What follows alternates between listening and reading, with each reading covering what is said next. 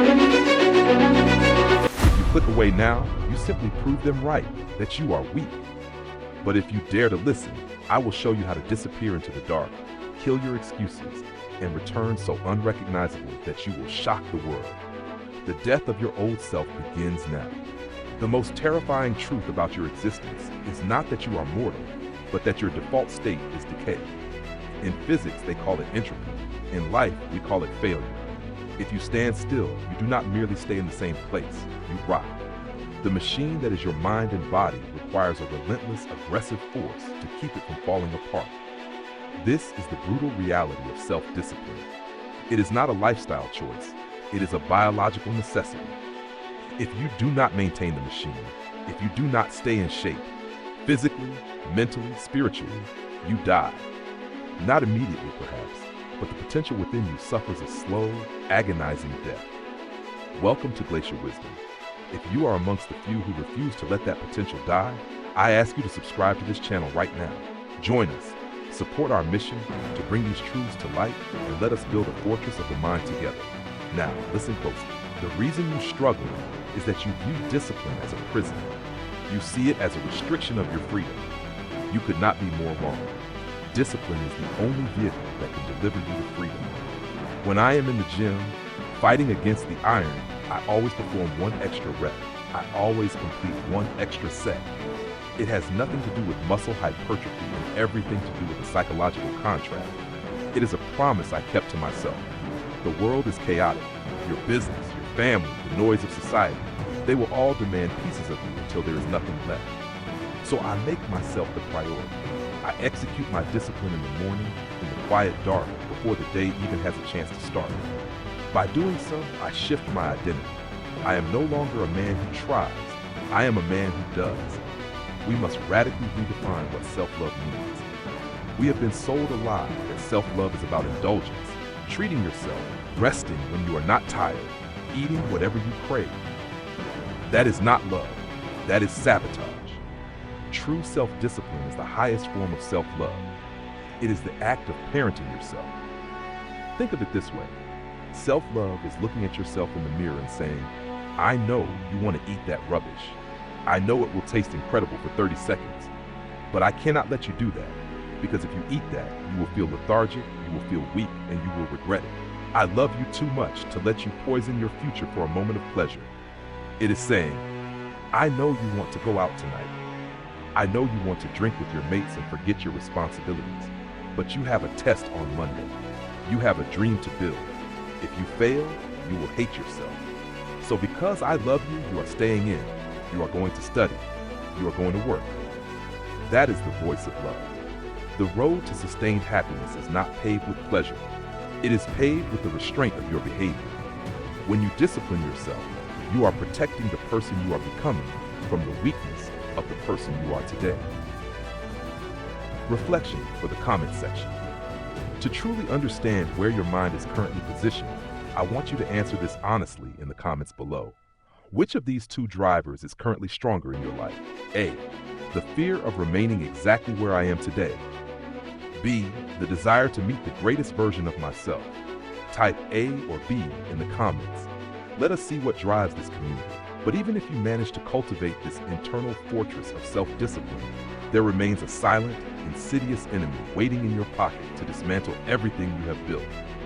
We are living through a plague, not of the body, but of the mind. It is so terrifyingly easy to be great nowadays, simply because the vast majority of the population is weak, softened, and perpetually distracted. If you possess even a fraction of mental toughness, if you have the ability to sit in a room alone without reaching for a dopamine hit, you are already miles ahead of the competition. But look around you. Around 97% of people are not living their lives. They are watching others live theirs through a 4-inch screen. Are you part of that 97%? You say you want to succeed as badly as you want to breathe, yet your actions scream otherwise. Whether your poison is text messages, checking emails, surfing the web, or mindlessly scrolling through social media, the fact remains, it is a distraction. I am telling you today with absolute certainty that there are some of you listening to this who would be successful right now if you simply threw that device into the sea. but you won't. Your mobile phone is more important to you than your success. You are prioritizing the curated, fake lives of strangers over the reality of your own potential. You are scrolling through other people's victories while ignoring your own defeats. Stop wasting time. Instagram will still be there this weekend. Your time, however, is a non-renewable resource. We have become a generation allergic to boredom and addicted to comfort. We cannot stand in a queue or sit in a lift for 30 seconds without plugging ourselves into the matrix. And this constant influx of useless information is turning us into shallow thinkers. But the rot goes deeper than just technology. It seeps into how we view our own history. We have confused two very distinct concepts, fault and responsibility. It does not matter whose fault it is that something in your life is broken. It is entirely your responsibility to fix it. This is a bitter pill to swallow, but it is the medicine you need. For example, it is not your fault if your father was an abusive alcoholic. You were a child. You were innocent, but it is for damn sure your responsibility to figure out how you are going to deal with those traumas and build a meaningful life despite them. It is not your fault if your partner cheated and ruined your marriage, leaving you shattered. But it is your responsibility to figure out how to take that pain, overcome it, and construct a happy future for yourself. Fault and responsibility do not go together. It feels unjust, it feels unfair, but that is the brutal mechanics of the universe. When something is somebody else's fault, we want them to suffer. We want them punished. We want them to apologize. We wait for them to fix it. But while you are waiting for an apology that may never come, your life is passing you by. As long as you are pointing the finger, obsessed with whose fault it is, you are jammed in victim mode.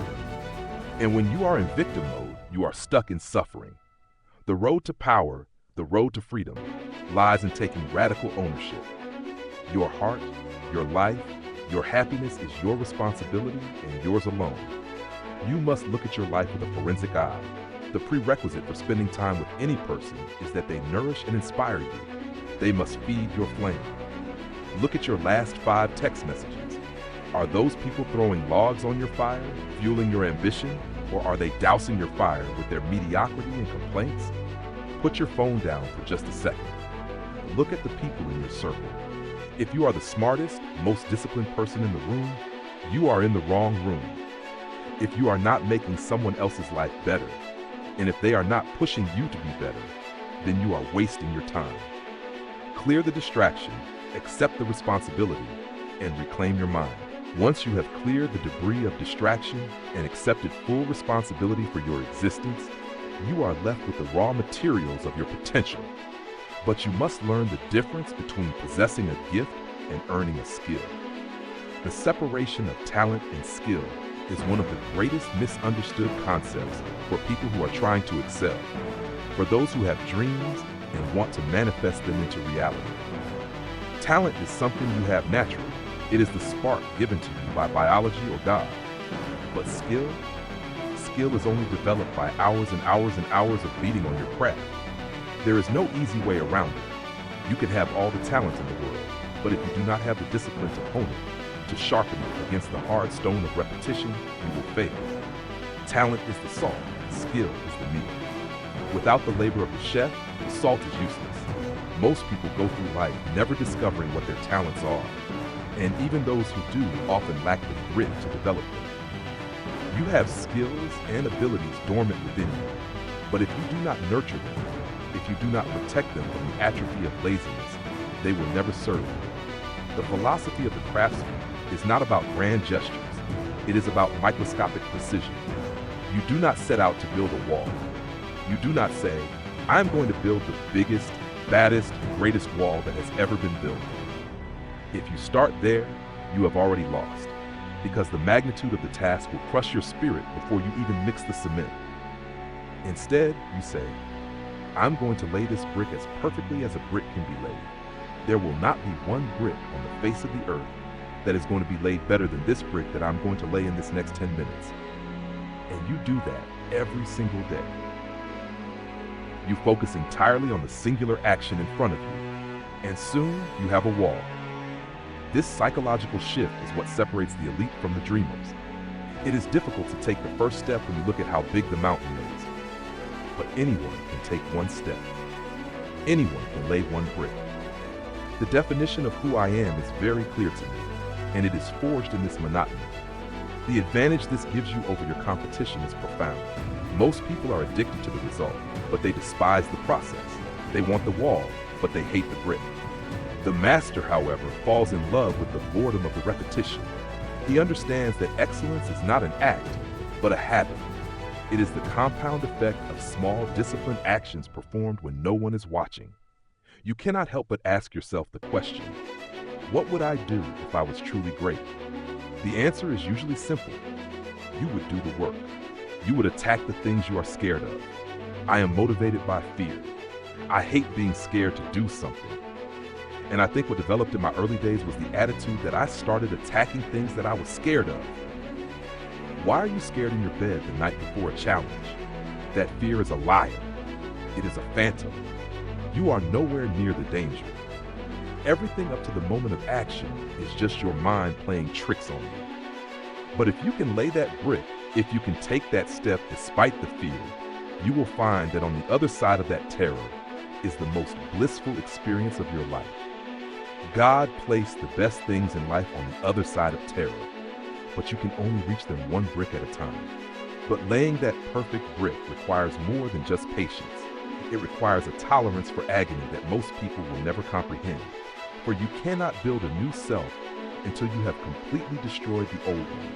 Let me take you to the absolute bottom, to the dark night of the soul, where there is no light, no hope, and no cheering crowds. I was weighing nearly 300 pounds.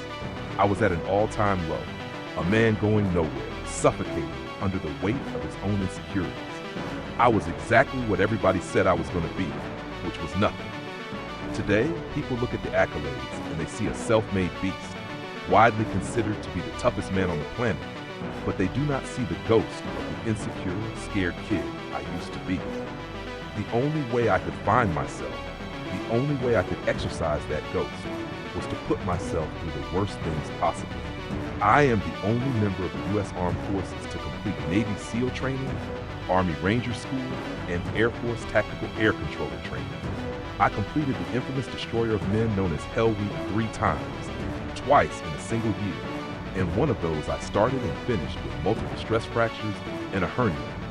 But I did not do this for medals. I did not do it for glory. I did it because the feeling I had every morning when I looked in the mirror was horrible. I started shaving my hair when I was 16 years old to hide the stress, to hide the anxiety. I looked at that reflection and I saw a kid who was scared of his own shadow. Most people in that position look for a hand to hold. They look for help.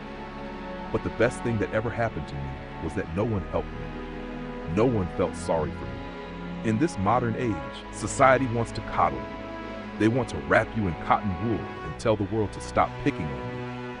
But back then, nobody cared. And that indifference was my greatest gift.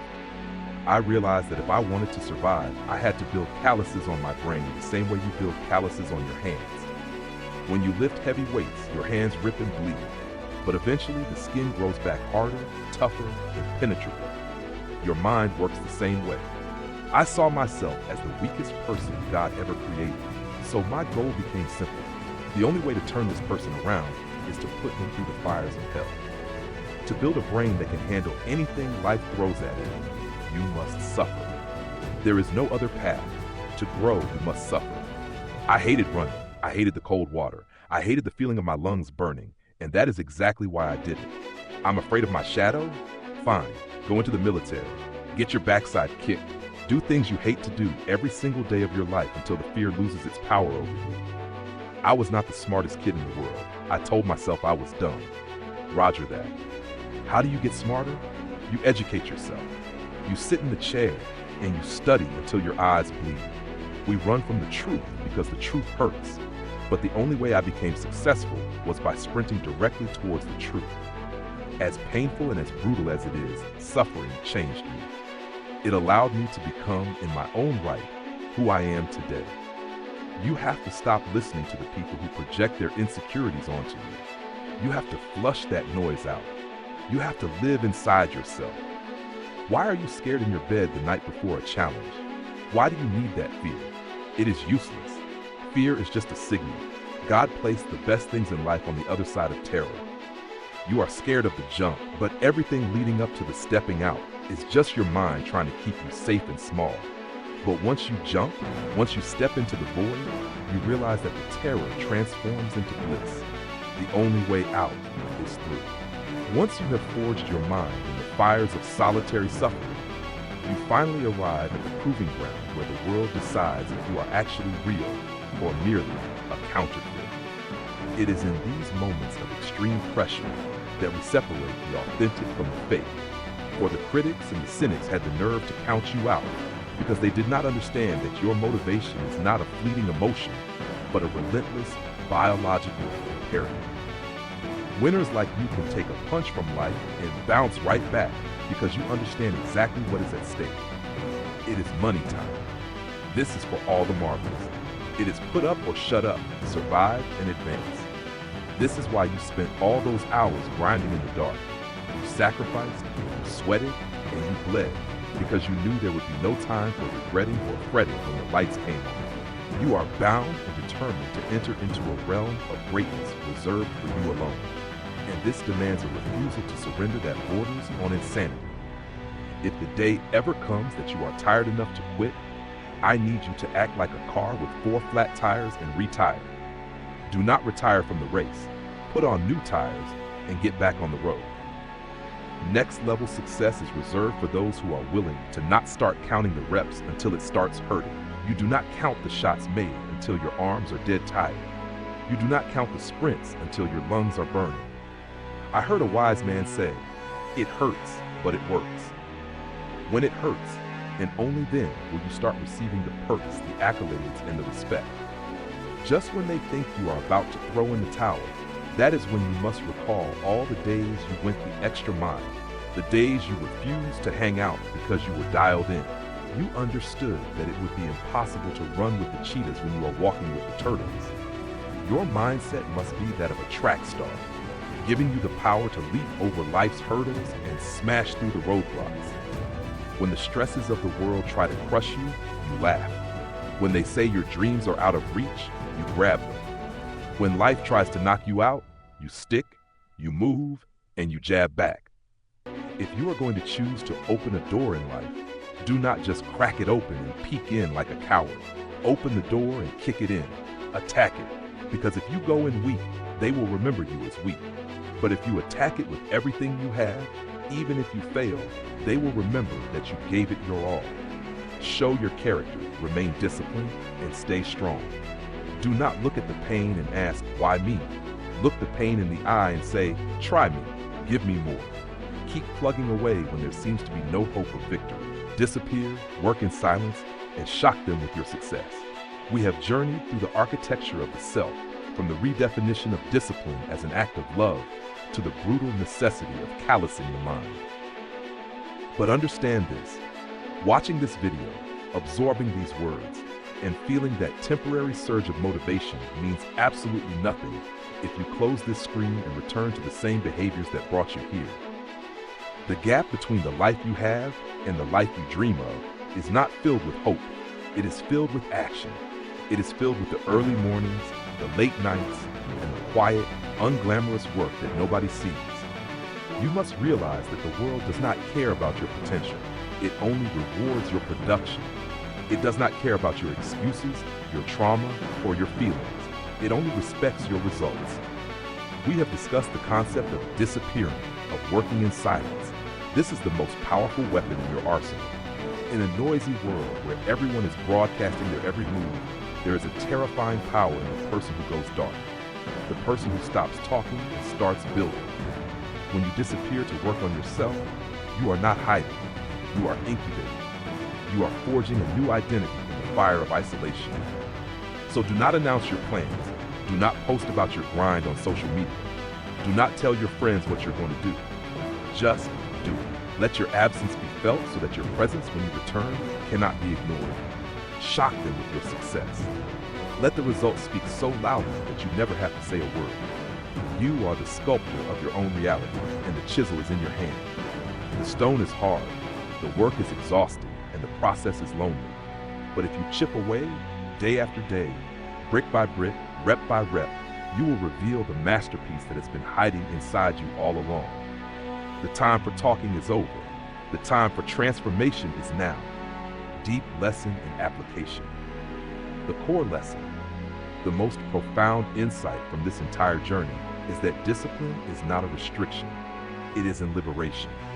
When you stop negotiating with yourself, when you stop debating whether to get out of bed, whether to eat the healthy food, whether to do the work, you free your mind from decision fatigue. You become a machine of execution. You are not losing freedom by being disciplined. You are gaining the freedom to be the master of your fate rather than a slave to your impulses. How to apply this today? You do not need to change your entire life in one day. Apply the just one brick method immediately. Identify the resistance. Pick the one task you have been dreading the most today, the one you are scared of, the 5-second attack. Do not think about finishing it. Just count to 5 and start the first minute of it. Lay one brick. Silence the broadcast. For the next 24 hours, make a pact with yourself to tell no one about your goals. Keep the energy contained inside you and channel it purely into action. Community question. To seal this commitment, I have a very simple question for you. I would like you to answer it in the comments below so we can all learn from each other's resolve. What is the one bad habit you are promising yourself to drop starting today? Please leave your answer in the comments. It could be procrastination, sugar, negative self-talk, or scrolling. Let's hold each other accountable. If this video added value to your life, please subscribe to Glacier Wisdom. Your support gives us the motivation to continue digging deep and bringing you the highest quality insights. Thank you for watching, and now, go to work.